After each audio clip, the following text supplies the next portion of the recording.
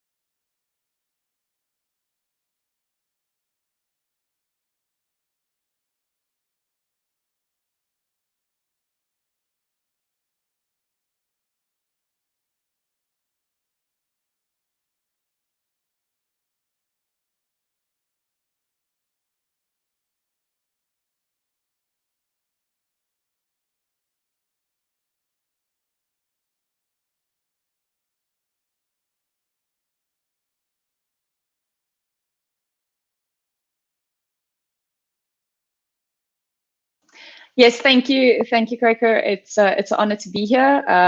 Thank you for the opportunity, and I look forward to the discussion.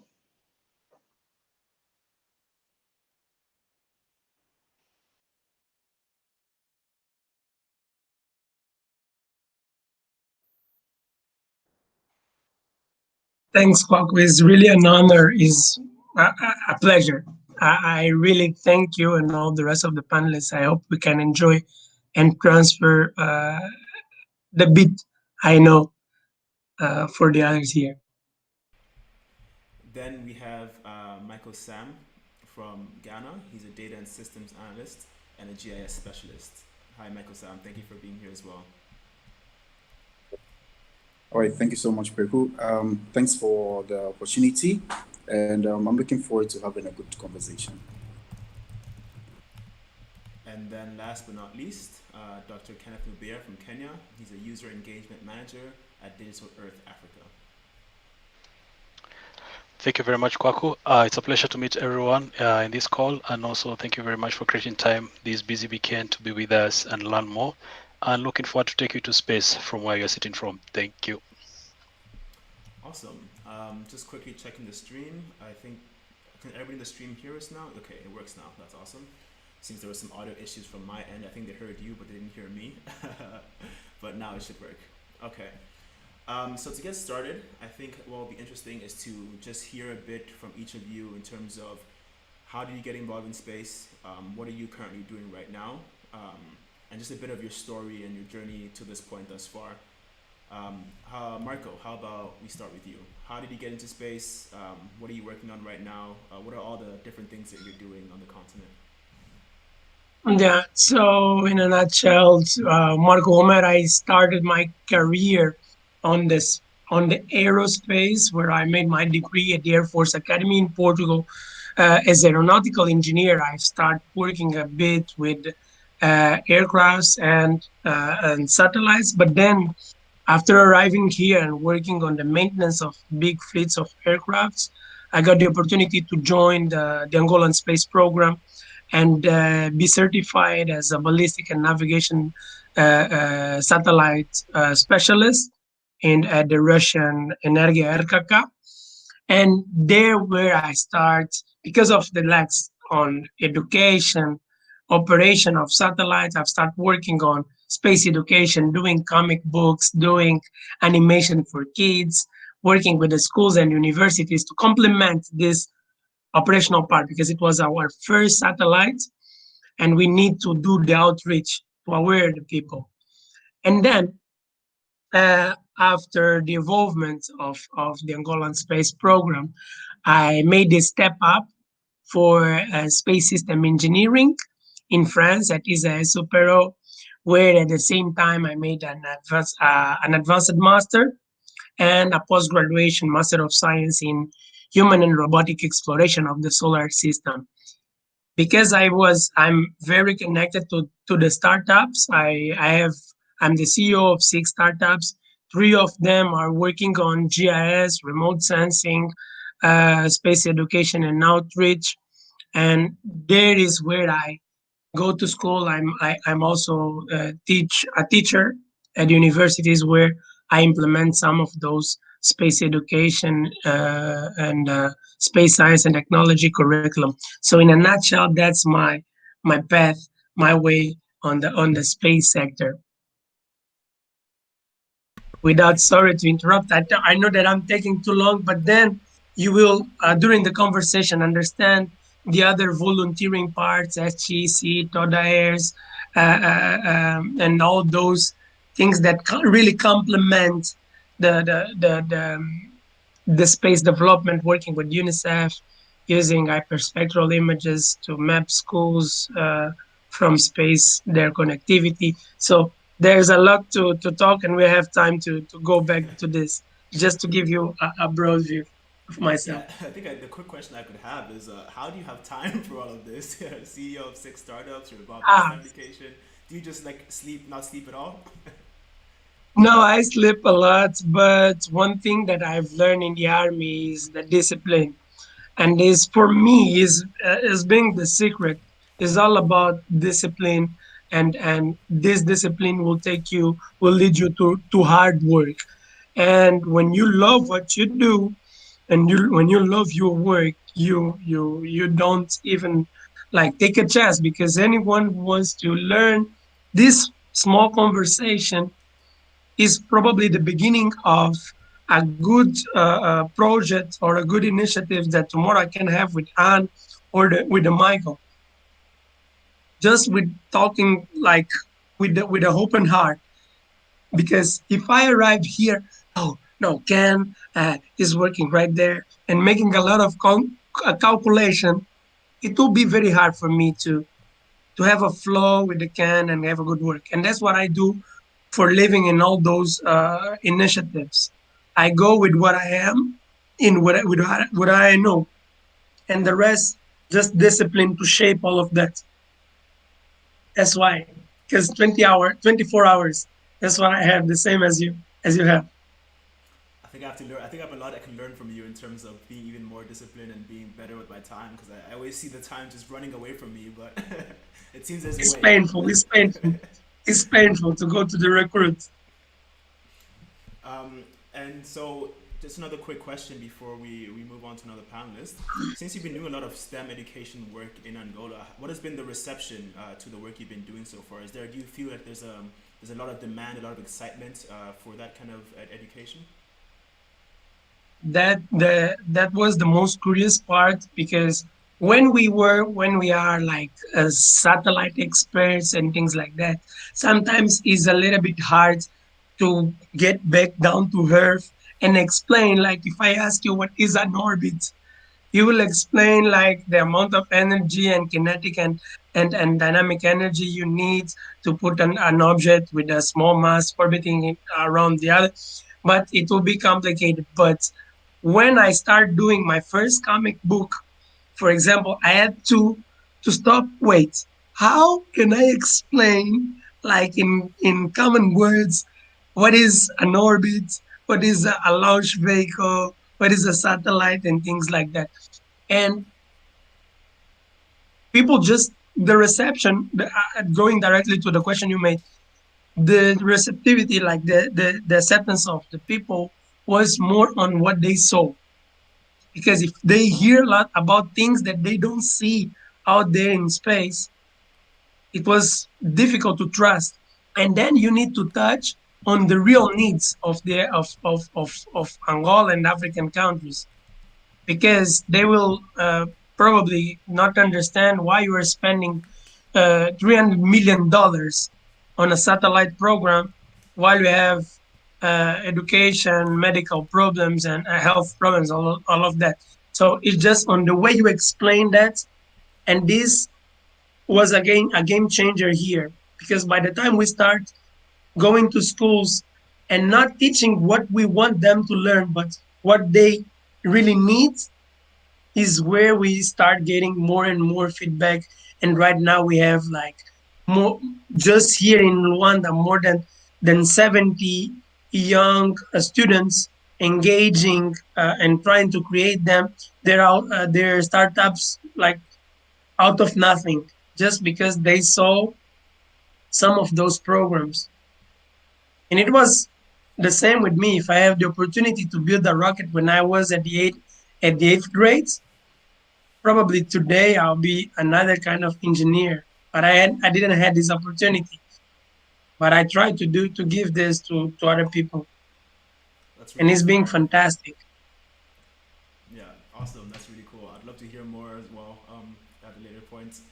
Um, so, Michael Sam, I mean, going on from what Marco said in terms of being inspired at a young age and trying to being introduced to these aspects at a young age, were you also introduced to GIS at a young age, or how did you get involved in GIS and the work you've been doing? So my story is quite, should I say, quite simple. I was not introduced to GIS. I was actually introduced to geography, where growing up, my dad would always take us to the working sites where they're building, where they are constructing stuff. And I think what I clearly remember is I tried to picture how it is to look on the paper and how they manage to translate all the calculations onto the ground. So there was a little bit of conflict when I was getting into the university as to whether I should study medicine or I should continue with geography. So it was that kind of banter, but I descended on, or probably I agreed to do what we call geomatic engineering, which had what we call the GIS, the surveying, the constructions, and everything. Until I got to third year, I noticed that we're on the field doing the total stations, going on with the instruments, trying to find out the full points and stuff. I was still stuck to the machine where I tried to visualize what they're doing on the ground. So I became more like someone in a class where when they go into the field, I'm the go-to person that gives them what it's going to look like on the ground. And that's how it's always been. So I noticed that my passion was drifting from constructions and surveying to the GIS portion. So I focused on it more. Then I think that was what actually landed me my first opportunity with the telecommunications. So right after, I think, my final year, that's where I was exploring into building security systems using GIS, exploring into building, should I say, analysis using GIS. I believed GIS could solve every problem through visualization. So that was something I personally delved into. So when I finished my first degree and I was working, I started using satellite data with telecommunication to match up all that we have. And I noticed that there was a lot more I can do with satellite data together with GIS, because every other information that is received from satellite, from space, is directly transported into GIS, given full visualization. Then you start with your programming, your coding in Python, and so on and so forth. So for me, it was a gradual process where curiosity, one, exposure, two. And I kind of feel that I can do a lot more with just this two.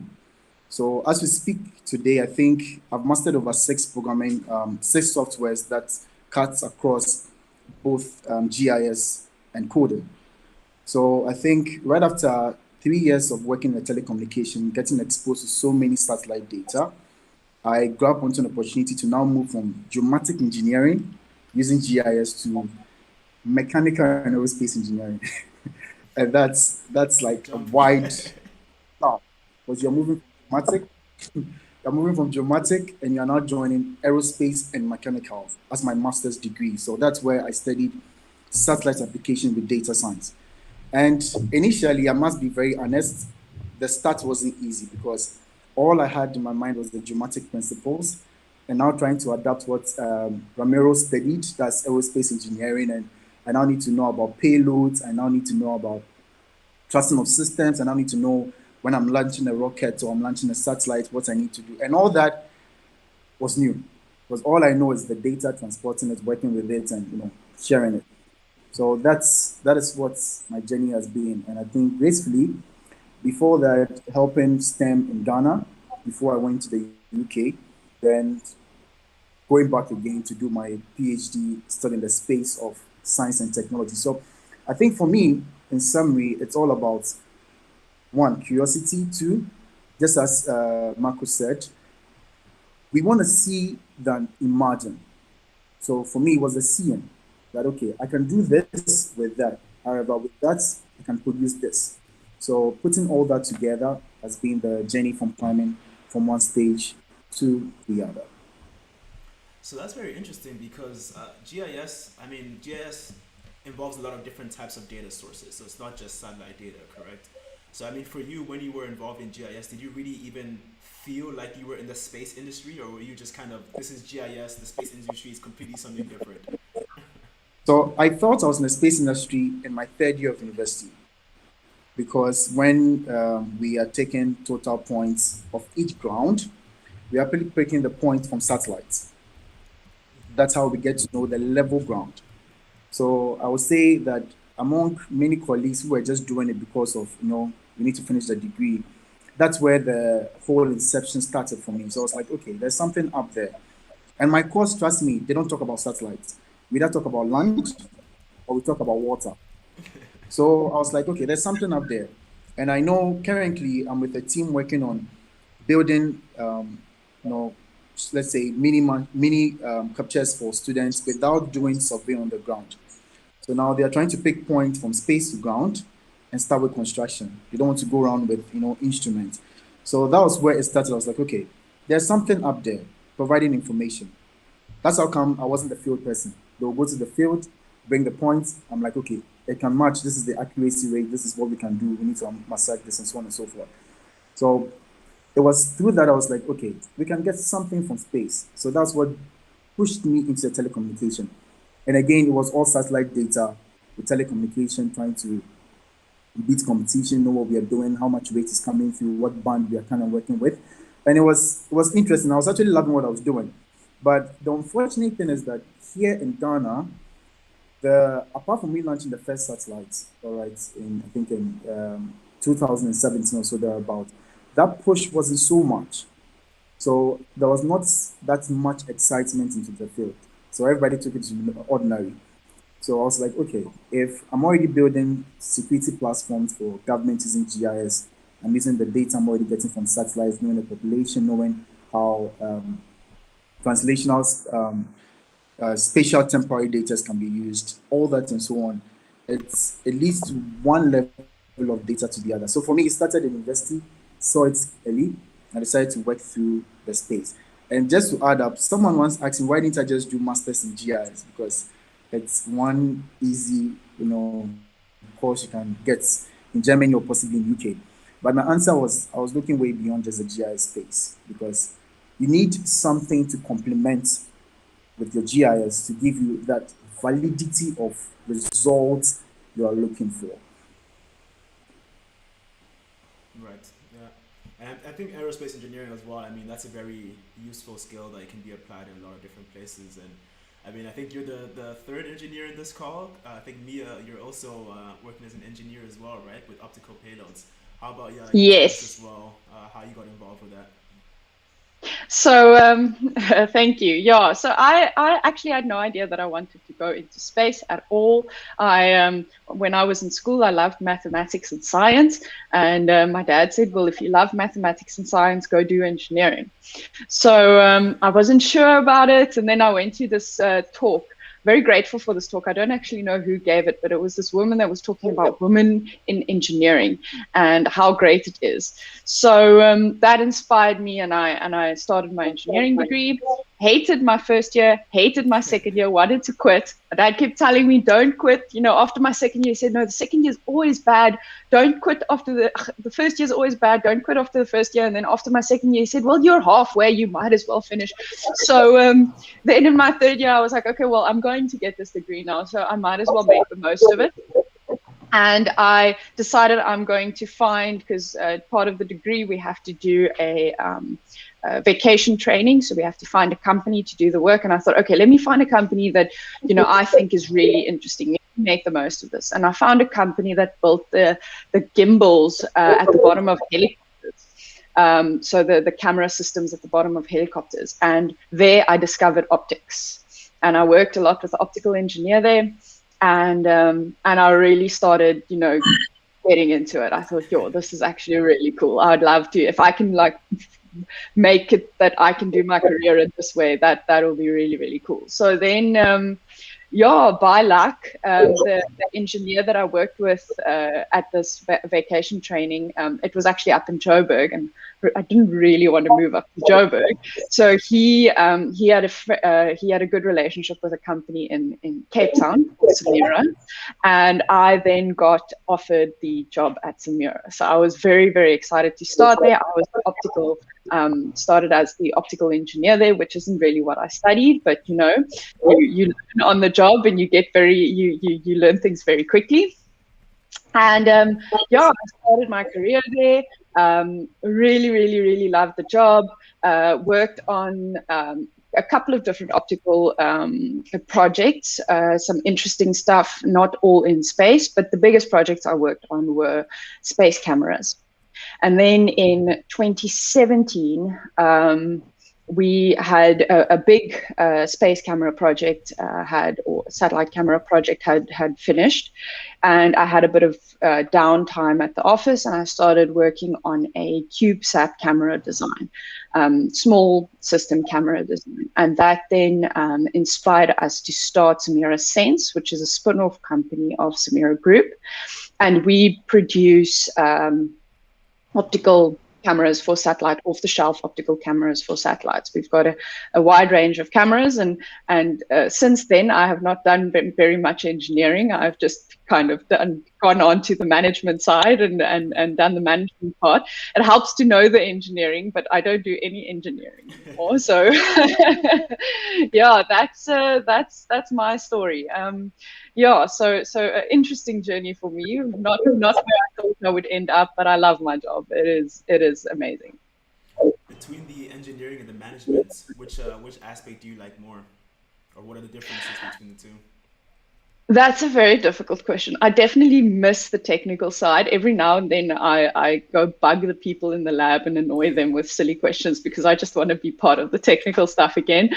But I do really enjoy the people management. It's definitely, I've grown into it because I really love it. I really enjoy managing people and making sure the ship keeps sailing and letting the really smart people do their job. Right.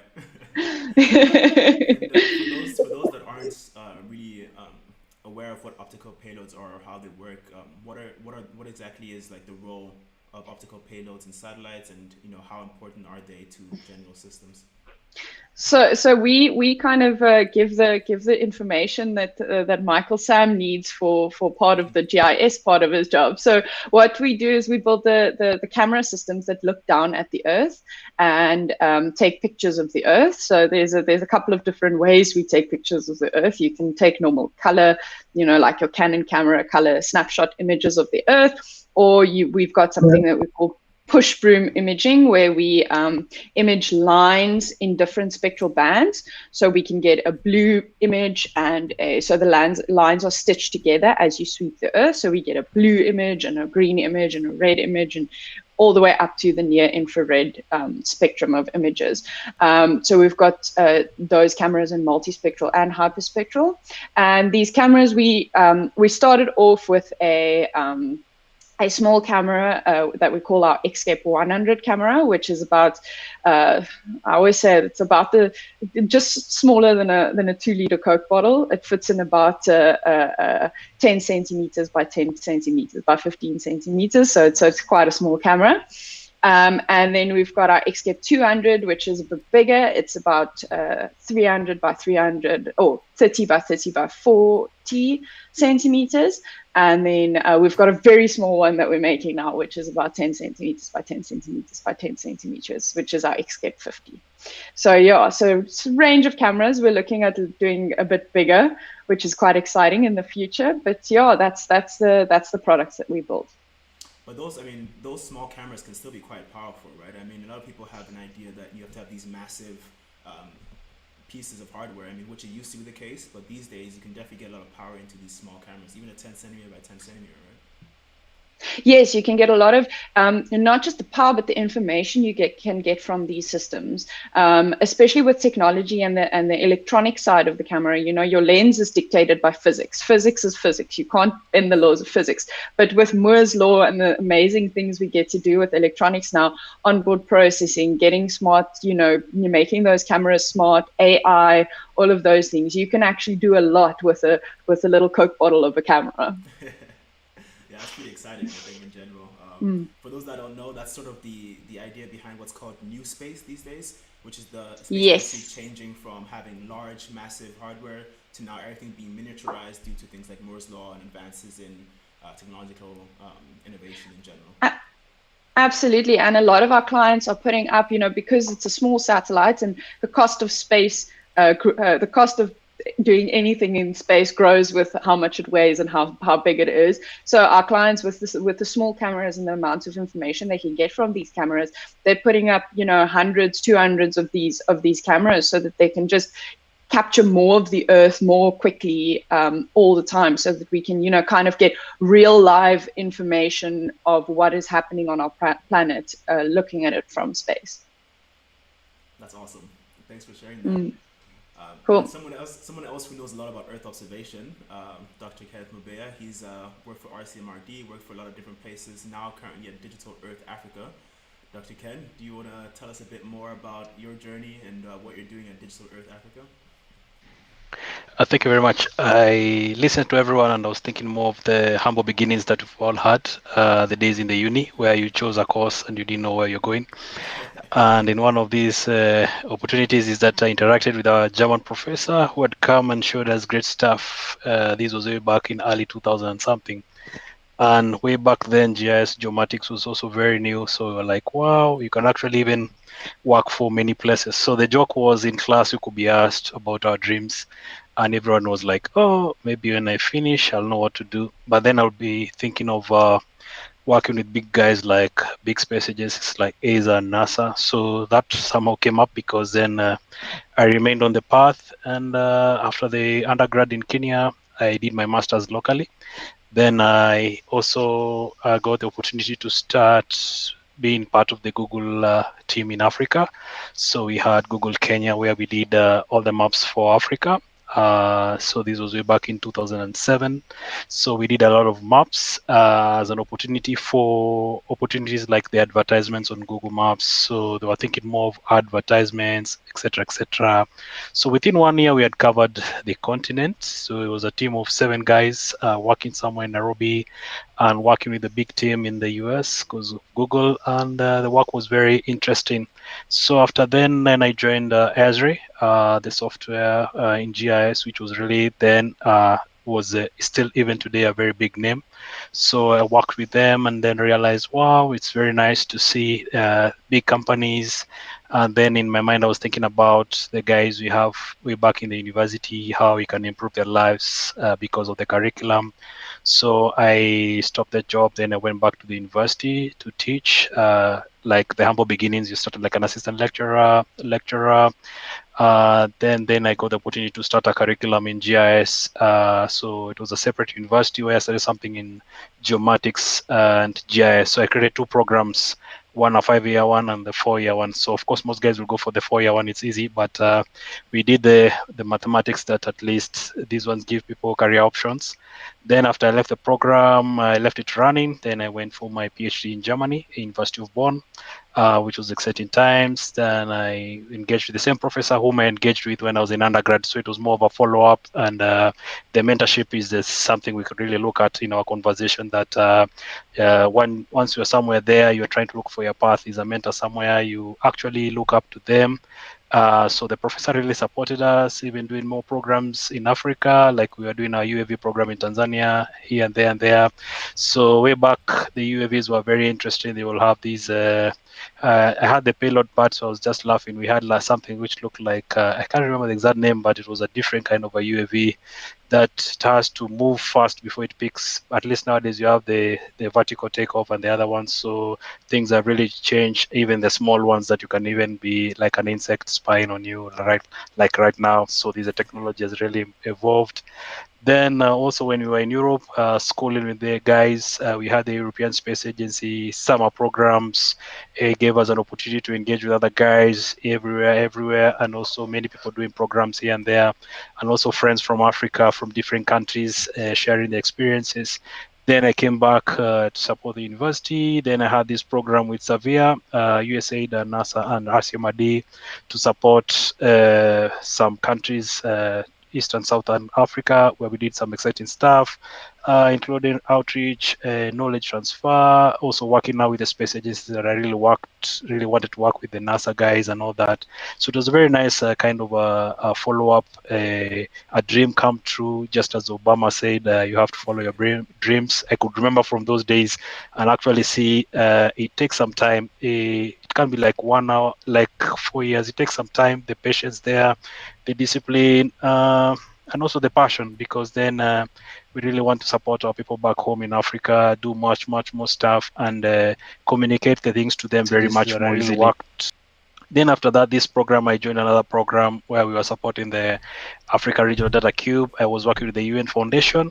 It was based in 5 countries, 3 in West Africa, 2 in East Africa. So it gave me an opportunity to engage with my colleagues in Ghana, Sierra Leone, Senegal, Kenya, and Tanzania. It was very, very dynamic. And also the gaps were that everyone in the continent wanted this program in their part. So as part of these, we had colleagues from Geoscience Australia who designed the program Digital Earth Africa. So now we fit in the 54 countries, leaving no one behind. And this one has been a very good journey as well, working with various teams, colleagues. I even have a colleague in Ghana, friends from here, Senegal, Sierra Leone, Ghana, Tanzania. Now I have a friend from Angola, now South Africa. Actually, in South Africa, we are working with the South African Space Agency, so there's some synergies. Then we also have some colleagues in Tunisia. This is the Sahel Observatory.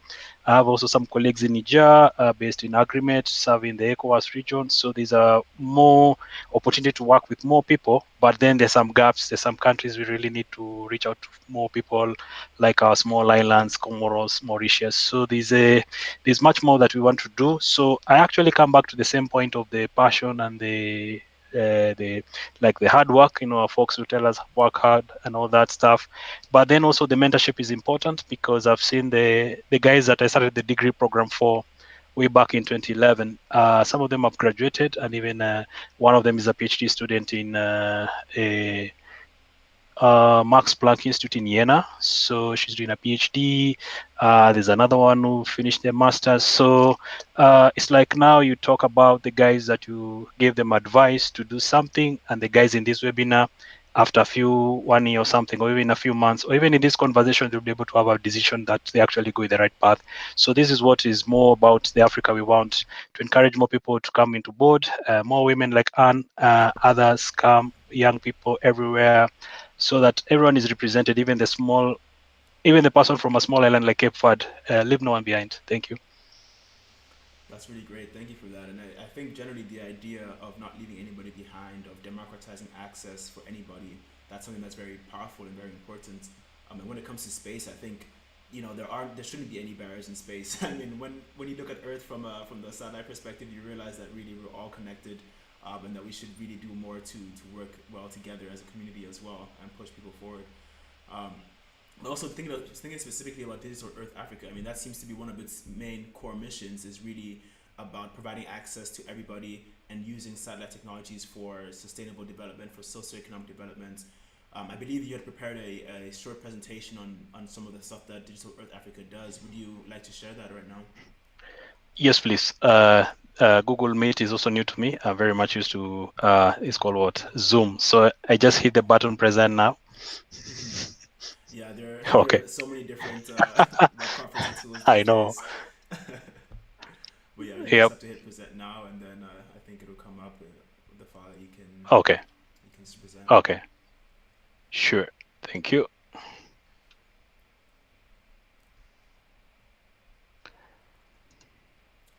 It's always that little awkward moment where everybody's waiting for the presentation to load up. They're waiting for it, and here it goes. I don't know if it's showing on your side. Now it's presenting. So we see the PowerPoint. Okay. Okay. So thank you very much. As part of the conversation, I just wanted to give you a small visual about the careers in Africa.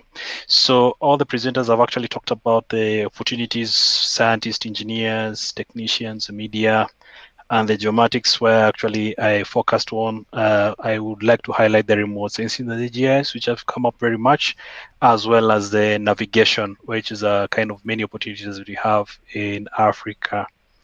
More specifically, looking at geomatics, the kind of employers we're looking at the government, academia, private sectors, NGOs, and the role of this geospatial and geomatics is just to help our countries to more specifically focus on these thematic areas. Agriculture and food security, water is very key for Africa, also management of our natural resources, the forest, as well as urbanization. This is just a small journey of how I came through this field, starting as an undergrad on the right side.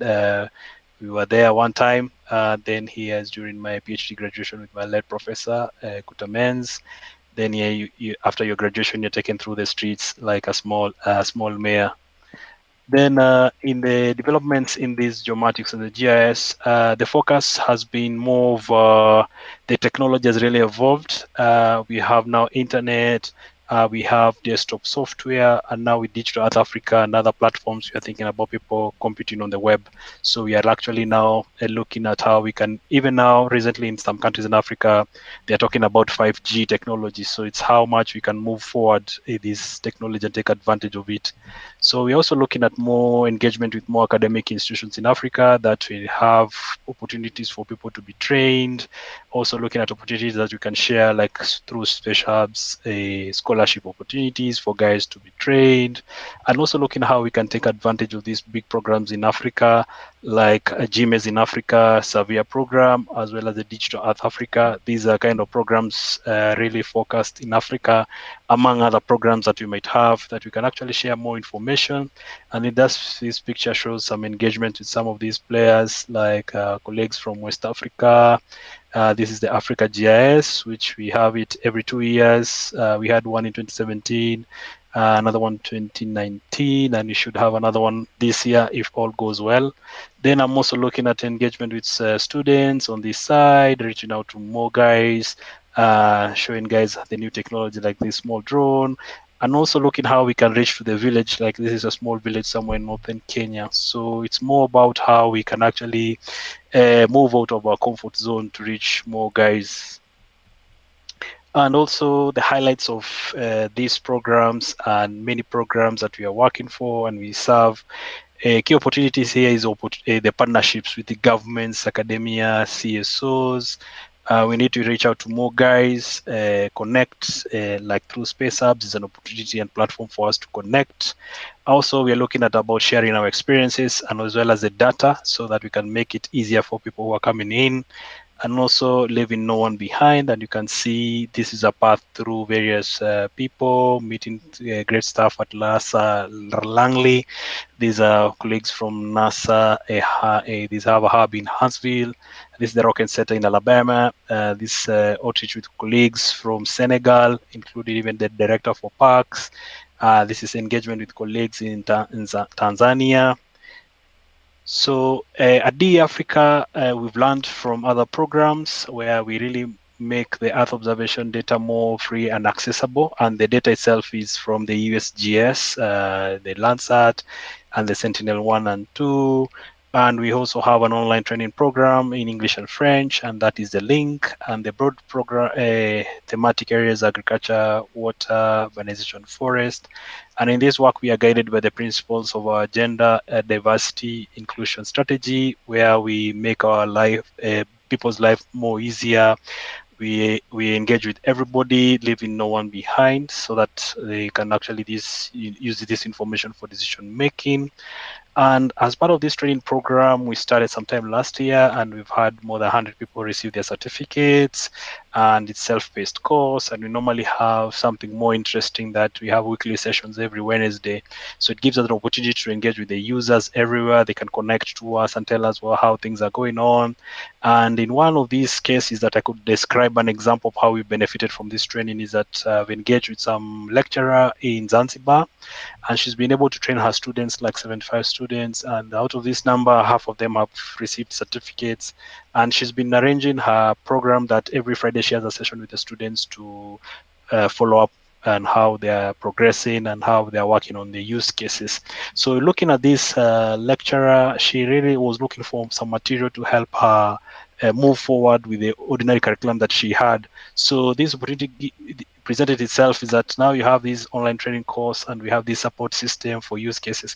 Now she's able to work with her students to make sure they have the latest technology at their disposal once they graduate, and they can actually move much faster.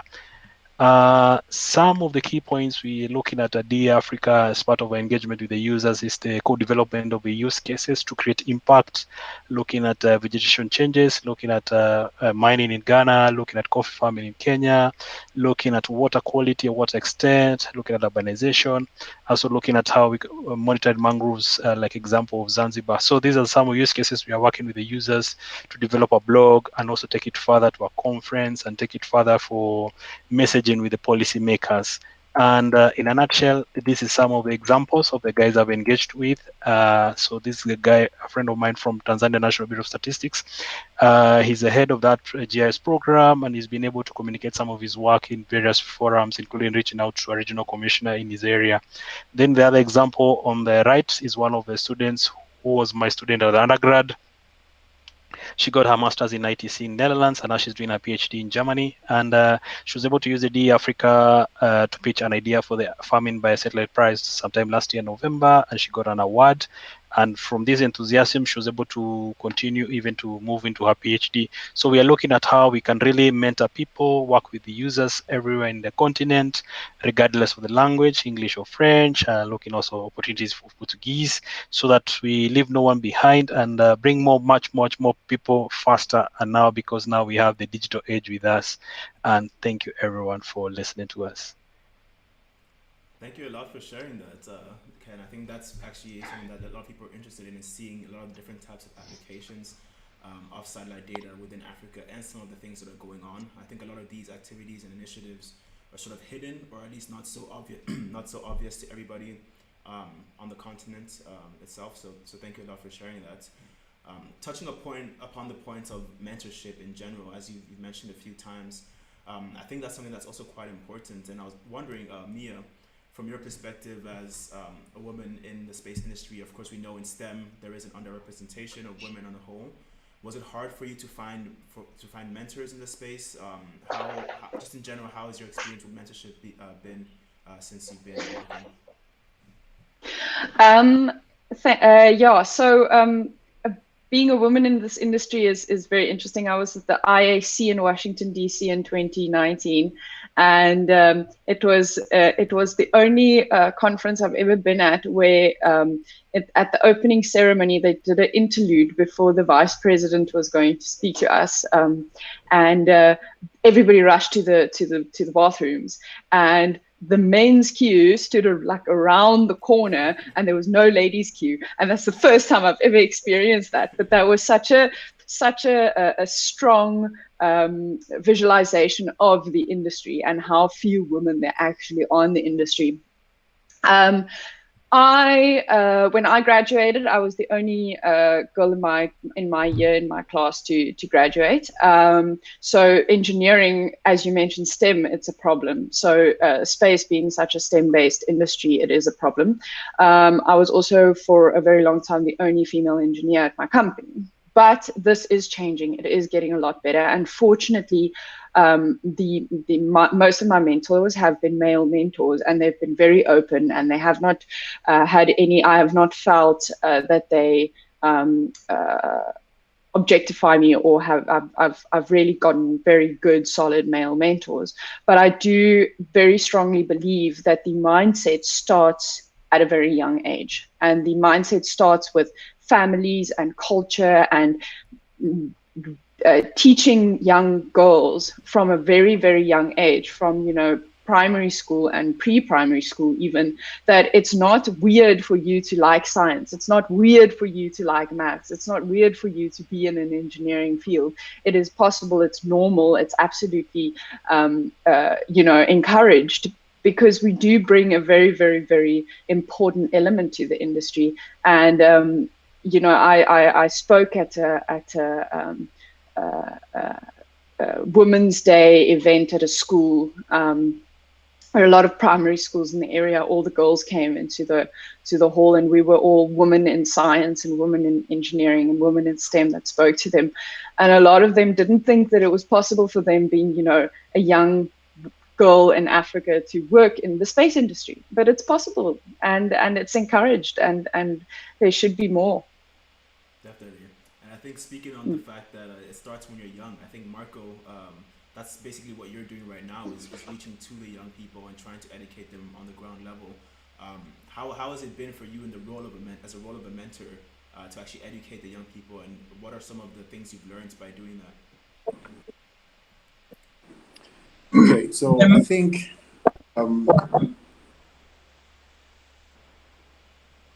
sorry, Marco, go ahead.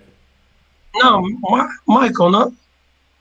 No, sorry, that's just my bad accent. Let's say Marco Romero. Oh, Apologies, sorry. No, as a mentor, you just need to first give the example. Do yourself. And for young people, when you have a dream, you remember always a reference. You want to be an astronaut, you see, just because you saw an astronaut, the impact. You want to be a pilot because you found someone. On my case, for example, I went to the army when I was 12 years old. I went to the military school because we have this reference here of the general, of the captains, of the mid, of all these ranks. So for me, it's all about the pleasure of giving an opportunity, leading by example.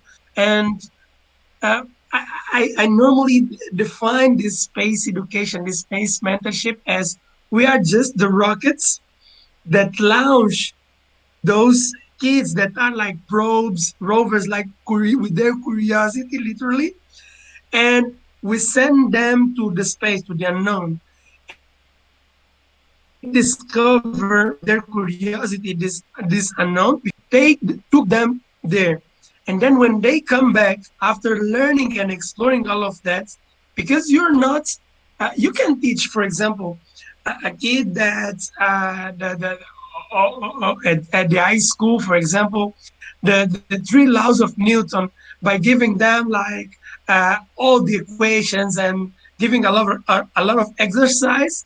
Or just take these kids for the garden, build the rockets, and explain what is inertia, what is action reaction, for the kid to see in practice that there's not all about formulas. Because I remember, and again what Ken said, when we are at the school, we study a lot of things that why we need to do this, why we are making this, why do we need to know like the Pythagoras theorem. And then when you see applied to rocketry, when you see that it's just because you have the action on the propellant, on the exaction, that you have your propulsive force, your thrust, is where you get. So for me, mentoring is nothing more just to lead by example those kids to opportunities, because some of them, and we know better than nothing that than no one in Africa. And then I can show here in one of two slides where I've started my first World Space Week, and you will see that I have nothing more than an kind of a small place where I sit with kids doing paper rockets, building, teaching them how to code like rover and probes games. And from there, you have those kids now putting questions to NASA specialists on how to send cassava to feed astronauts, and how be like having like, that we have like in Africa those minimalist architecture, and with those very simple but very robust techniques to build houses. If you can build a house that can really survive to the desert condition, this house can even. This is the same technique used to melt regolith on space. That's why we have the analogs, and we have in southern Angola the Namib Desert that is shared with the southern countries.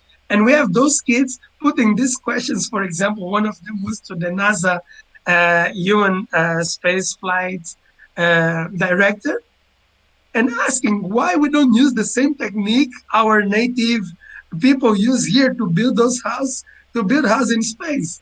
And those were the keys where 4 years ago I just decided, okay, I will sit with them and I will celebrate the Space Week just with all the rockets I had here and 2 computers to teach them how to code. And now they are like making waves by themselves. And they are asking me when I was in France, when are you coming? Because they see a reference and they just want to be, they don't know why, but they want to be like that person, or they want to follow the steps. And there's where you start your journey as a mentor, because imagine a mentor that is selling dreams on how to make bestsellers, and you even made any one of that, or at least like, because you need to lead by example. That's what it's not because I'm in the army, because you know in the army, but it's also when you talk about inspiration, inspiring people, it's all about giving them just a place to look, and all the rest, this motivation will lead them to do all the rest by themselves. Believe me or not, they will do. And it's not about conditions, money. I will show, as I promised, the place and the things those kids are doing with nothing, recycling electronics, building with recycling materials. They are doing with what they have. My first rockets I've made on a kitchen. I cooked the nitrogen potassium. Sounds dangerous. I cooked it, and I put on a PVC tube and I cook it myself. And I've made like my rocket and the first airplane I've made, the homemade airplane with the 2 meters wingspan. I flew without wind tunnel, without all those aerodynamics, but I've learned at a school. If I had to wait until that, I will be like by now doing just the wing. So it's not all about the conditions. I hear a lot of people complaining about, oh, we don't have this and that. Don't say. Yeah. So I do actually want you to show us those pictures that you're just mentioning right now. While you get Yeah, those no, set very up, very fast. yeah, while you get those set up, I just had a question then to both Ken and Michael Sam, because I think both of you also had education abroad outside of Africa before coming back. A lot of people they have the feeling that there may not be enough opportunities within Africa itself. Do you think people need to go abroad, or how can people get access to these opportunities otherwise? Maybe Michael Sam, you could start first. I think Ken should go first. Okay. Thank you, Michael, for the hot seat. First and foremost, in my experience was this was like 11 years ago. Things were a little bit different in terms of the academia and the opportunities which were available. And part of these governments abroad, we are really grateful for their support in terms of scholarships, like the Dutch government, the German government. And this specifically was working, it was a German government scholarship, and gave me an opportunity to school there. And what I received, bring it back in Africa in terms of a knowledge transfer. And part of it, at least, I gave back was that I designed 2-degree programs, and I worked with the colleagues there to design a master's program, which has also run. And also then I gave some feedback for a PhD program based on what we had from the other side.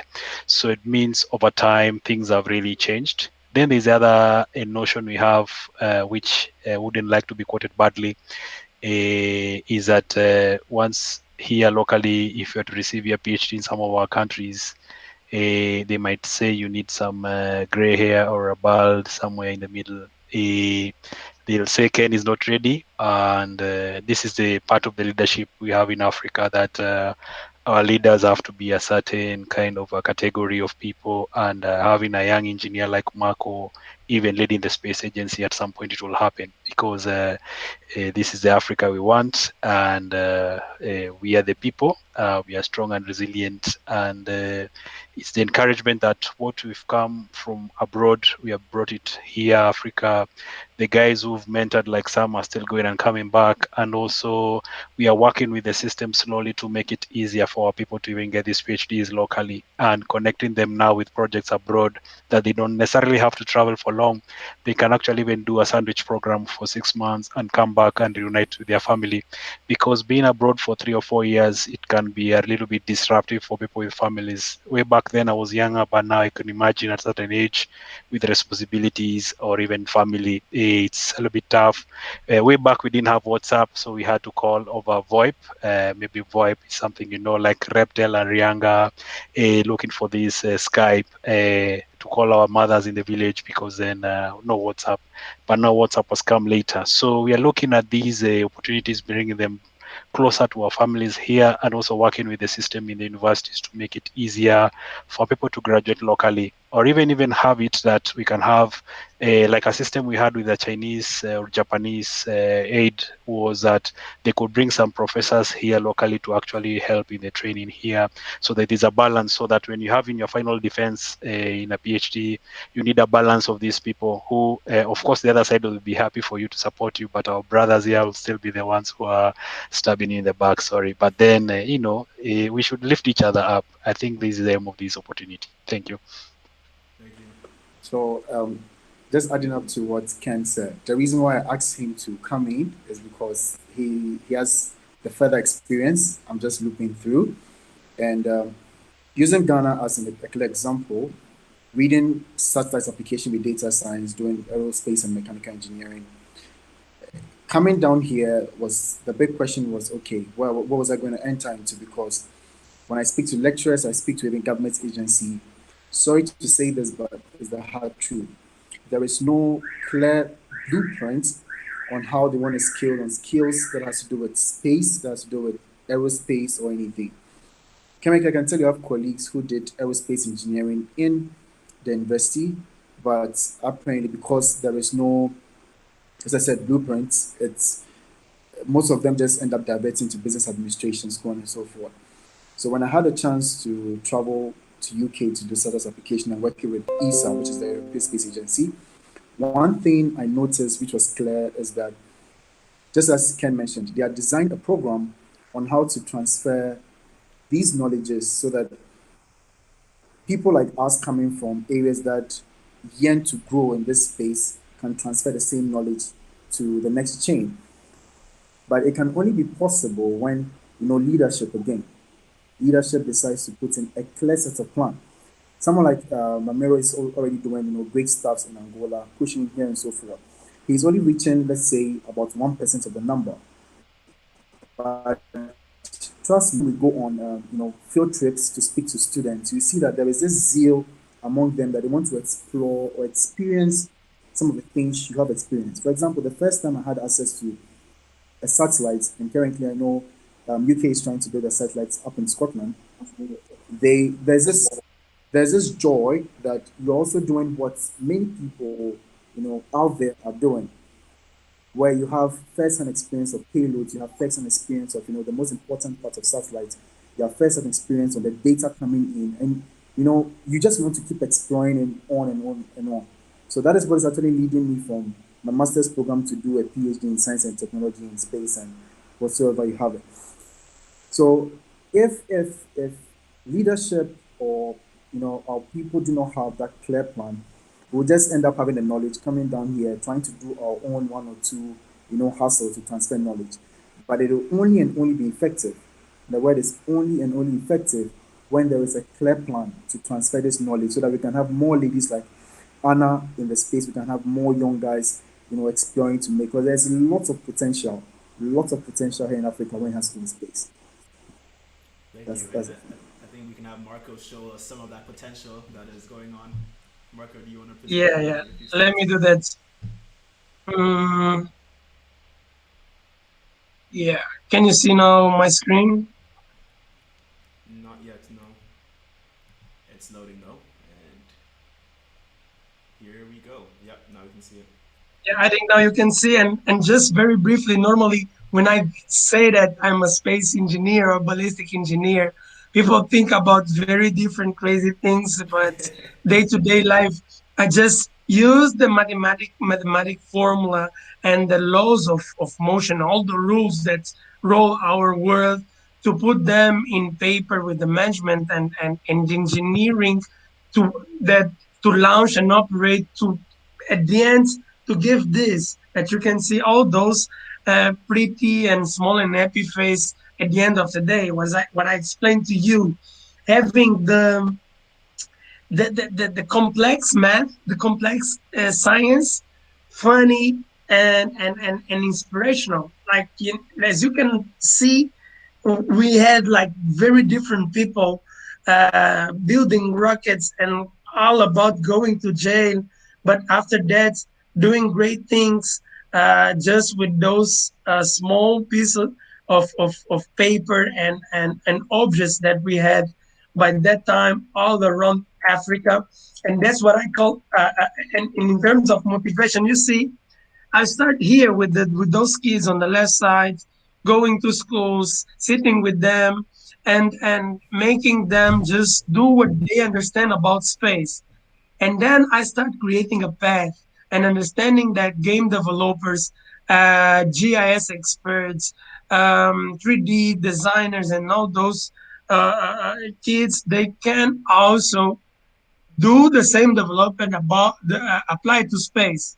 After that, I just got the opportunity to bring the knowledge of different countries in Africa and outside the world because they've been working on the same field like for several years. And right now is what I'm bringing all back, all this and linking this Angola, like the big space industry, making the capacity building, having more and more applications, having more and more outreach, more events, because this is what lead, I would jump this because this was my career path with all those uh, uh, compliments that I told you. It's not all about the academic path, but it's all about engaging with community, Space Hub, Space in Africa, SGC, SSPI, like International Astronomical Union, to bring here what is. This was the place where I've made my first World Space Week. Those are the kids. These are some of the activities, some of the things we've been doing since then on the space education, building rovers, building. You can see on the right side their flight suits, their rockets, their games, their coding games, like all those things. And after that, what you see is people participating on international events.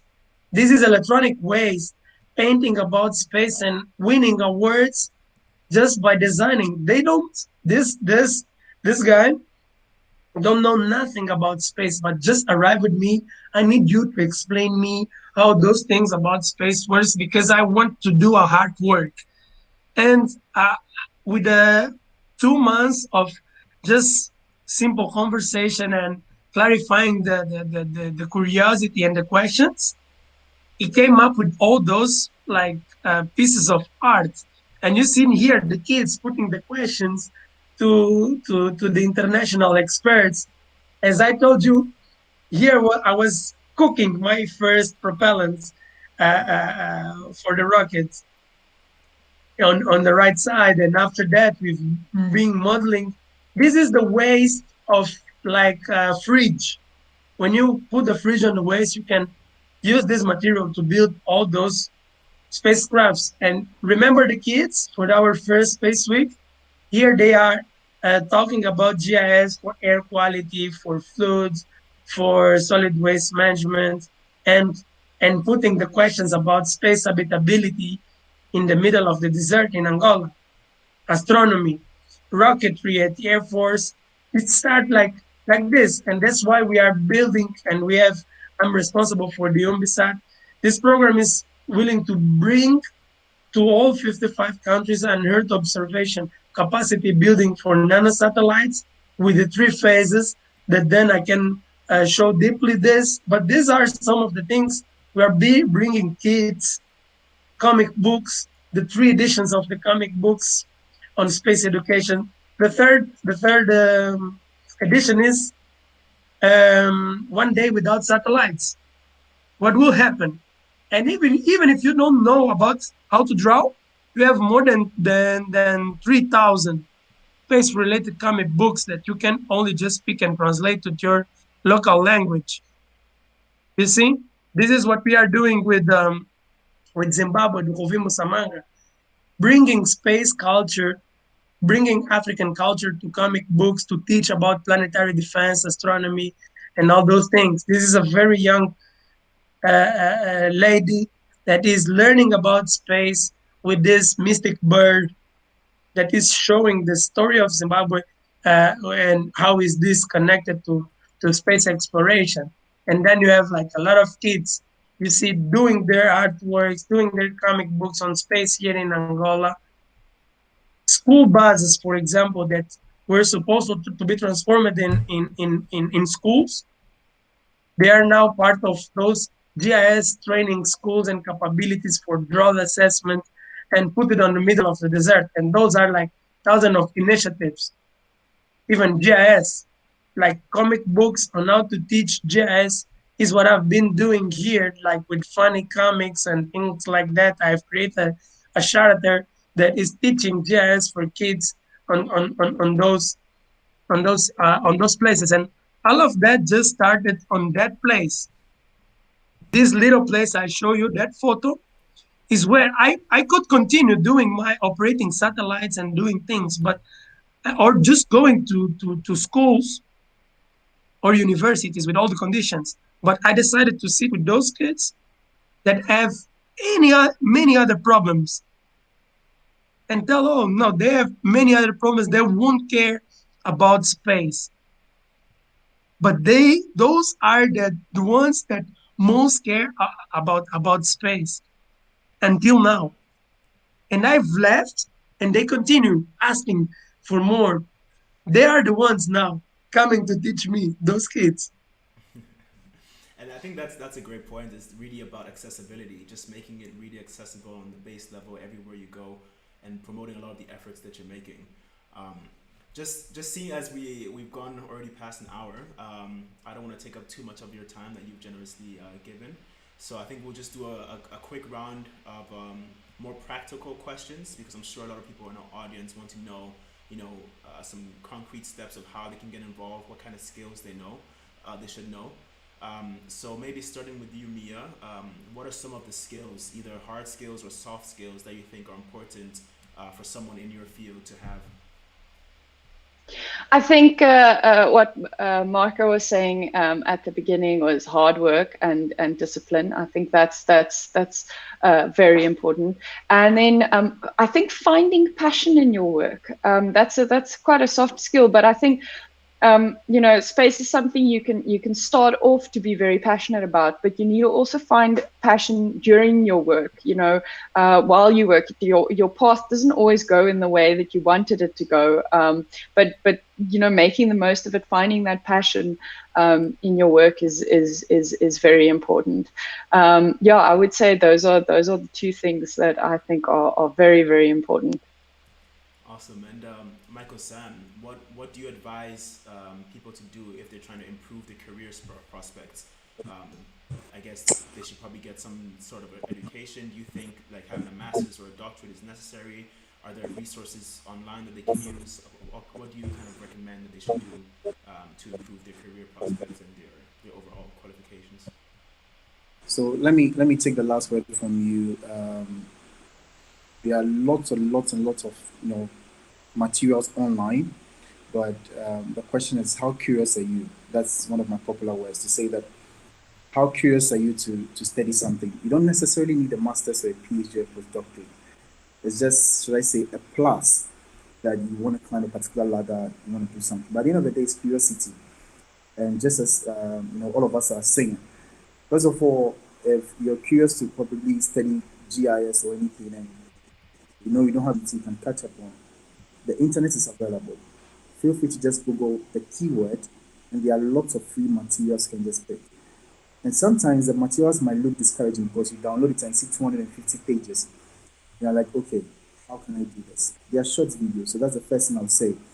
There are lots of materials online. I'll just encourage you to just keep staying curious, because for me, I started coding out of curiosity. It wasn't in class, because what we do is we use the maps in Geomatic.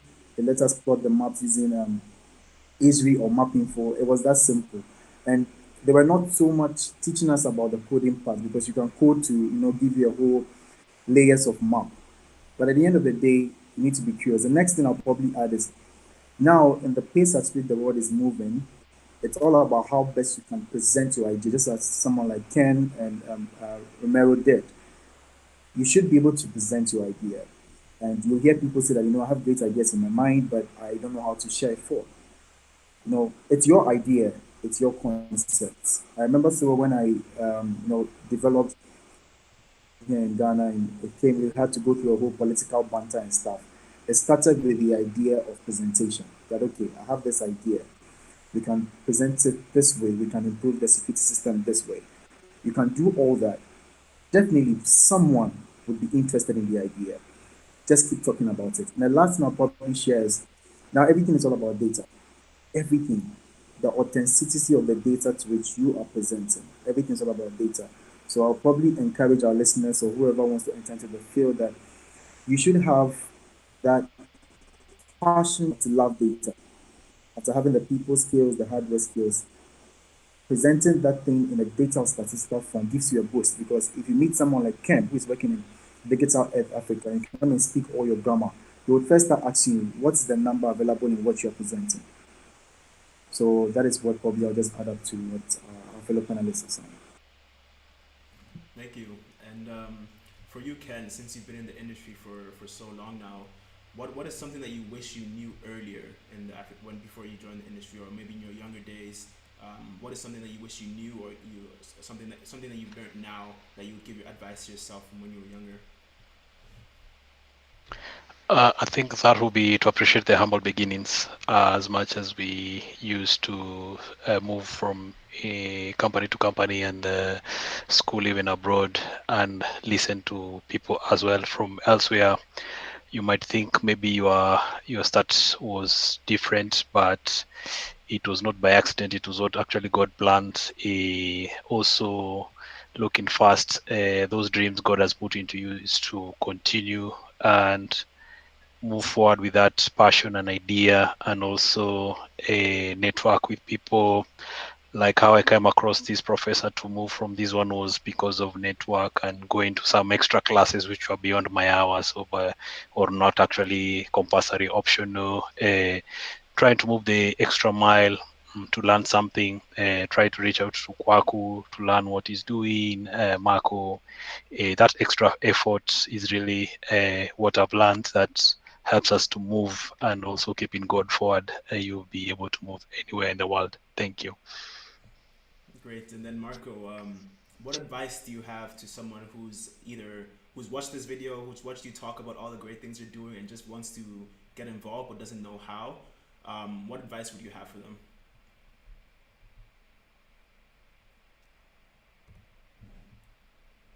First of all, don't be afraid.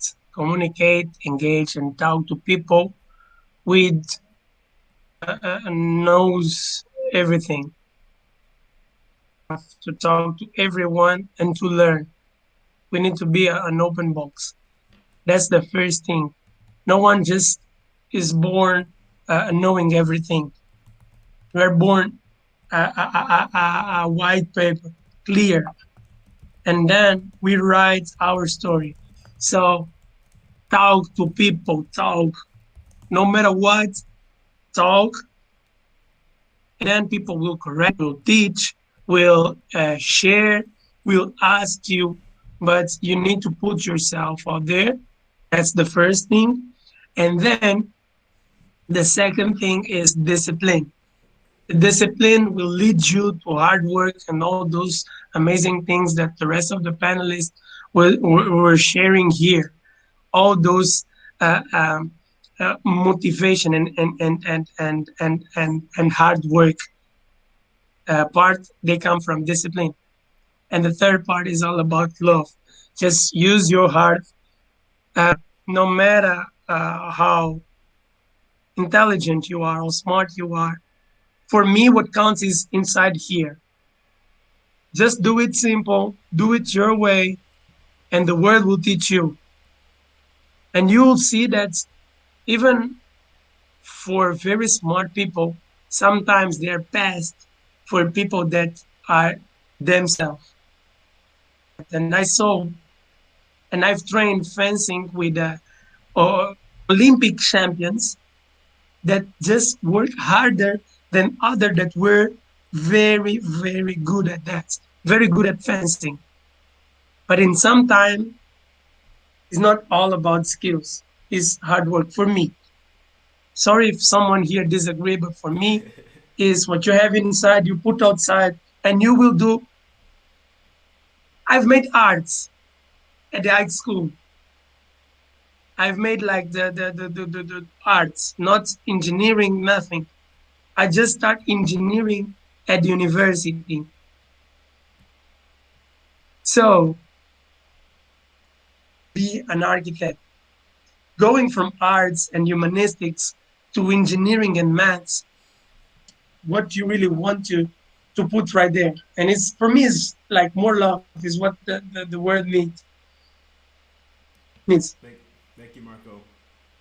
So just to round off before I do some closing words, where can people find you on the internet? So should they follow you on LinkedIn? Should they follow you on Twitter? How can they find out more about what you're doing, and how should they pay attention to what you're doing, Marco?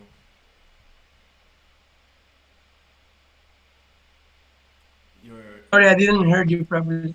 I said, how can people stay in touch with you? Should they follow you on LinkedIn? Should they follow you on Twitter? How can they keep up with what you're doing?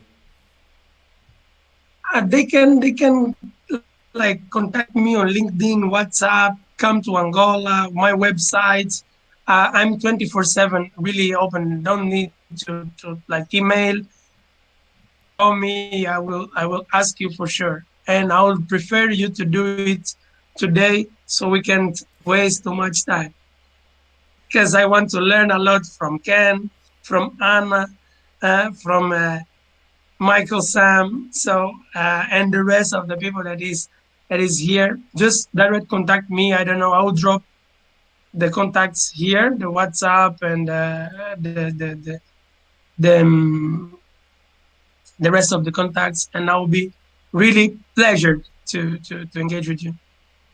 What about you, Michael Sam? How can people get in contact with you and find out more about what you're doing?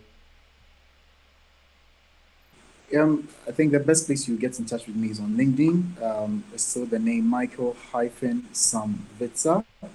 And once you get in touch with me, I would gladly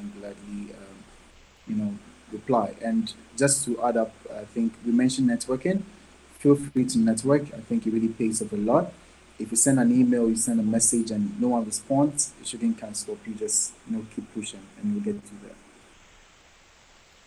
What about you, Ken? How can they find out more about Yes. Digital Earth Africa? Yeah, I'm available on LinkedIn, Twitter. These two platforms work very well. And also for most of our Digital Earth Africa, we normally have like Slack and WhatsApp, but Twitter might work for some folks because now I know with different age groups, LinkedIn might be difficult for them. So even have WhatsApp for follow-ups, which is WhatsApp is everywhere in the village in Africa. And then last but definitely not least, Mia, how can people stay in contact with you and keep up with what you're doing? Yes, I'm on. I'm also on LinkedIn. I'm on most of the social media platforms: Twitter, Instagram, all of those. And yeah, connect with me on LinkedIn. Pop me a message. I'll be happy to chat to anybody. Yeah. Awesome. So I'll make sure to send your LinkedIn's around to all the registered people on the webinar so that they have access to that and they can send you connection requests. Thank you, all of you. Thank you, Mia. Thank you, Michael Sam. Thank you, Marco. Thank you, Ken, for joining me. Thank you, everybody in the audience as well, especially those that have stuck with us for this long, close to 1.5 hours. To sum up basically the conversation that we've had today, essentially the idea is that space is not out of your reach. It may be far, distance-wise from Earth, but it's very close. You can get involved with it very easily. You don't have to start off in space. You don't have to be an expert. You don't even have to think you want to be in space. As we've heard from our panelists, a lot of them have just fell into a space accidentally. Me personally, when I got involved, I studied physics, so I kind of had a bit of an understanding, but it wasn't on my plan or my agenda to get this deep into the space industry. I just got lucky, met a friend who basically told me what he was doing and got me an interview at his job and ended up becoming a consultant for the space industry here in Europe. A lot of the skills you already have are transferable. What you need most of all is just the passion and the dedication to stick with it and to try and look for opportunities. There are opportunities all around you, both in your country, outside of your country, on the continent. And that's kind of what I created Space Hubs Africa for, is to give you more of a centralized location for you to get connected to the industry, to get connected to other people in the industry, and to get the resources you need. So from Space Hubs Africa's point of view, we're here to help you on your journey. So feel free to get in touch with us. My email is kweku@spacehubs.africa. You can join our community.spacehubs.africa. Look in the description of this video. You'll see a lot of different links to our social media as well, where you can get in touch with us, where you can keep up to date with what we're doing. We're trying to have regular webinars every month, if possible. If you guys like the format of us talking to different space professionals, let us know. We'll try and get more different space professionals on to talk to them, to hear their journey. Space is accessible. Space is here. Get involved. It's not difficult. Thank you once again for attending this webinar. Sorry if we missed any question that you may have had. The recorded version of this webinar will be available on our platform. I think I posted in the chat as well, so you can have access to the recording afterwards. Yeah, I think that's basically it. Thank you, everybody.